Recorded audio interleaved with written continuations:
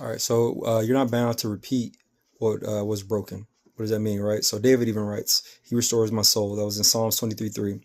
Restoration. So what was fractured doesn't always have to remain fractured. What was missing doesn't always have to remain missing, and what was once painful can be transformed into a purpose.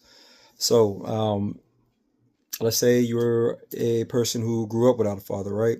Now that father's trying to re-enter into the life. It doesn't necessarily mean that you have to be kumbaya with them, but if you have children, why deny your children a grandparent?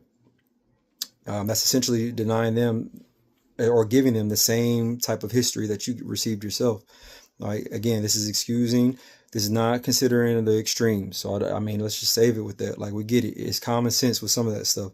But if it's because of the majority of situations, it's literally because he called me a poo poo head, or she was mean to me. Like, it's literally that. They're the extreme situations. You'll know what to do. But most of them is over he said, she said, that we're denying children grandparents, or we're denying children fathers, or we're denying children grandmothers, or we're denying children mothers. And it's all over, bickering.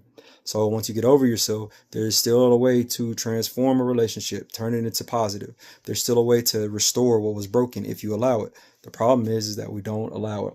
So maybe you're a father who was not there for your children. You need to be there for your grandchildren. Point blank. Maybe you're a mother that's not there for your children. You need to be there for the grandchildren then, point blank.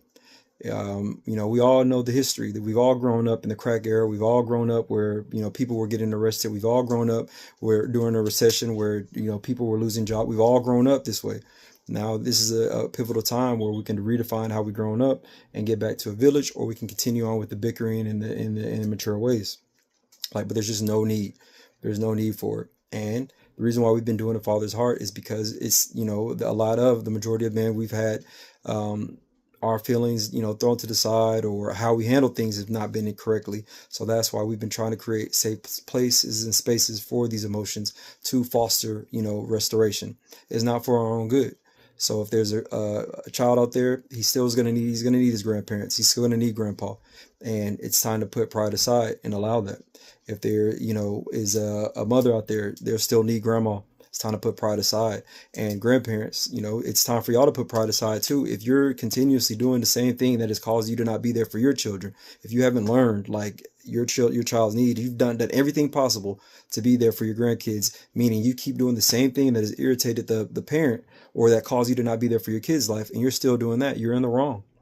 So it's about fostering relationships, breaking up, but you can still become something out of the brokenness.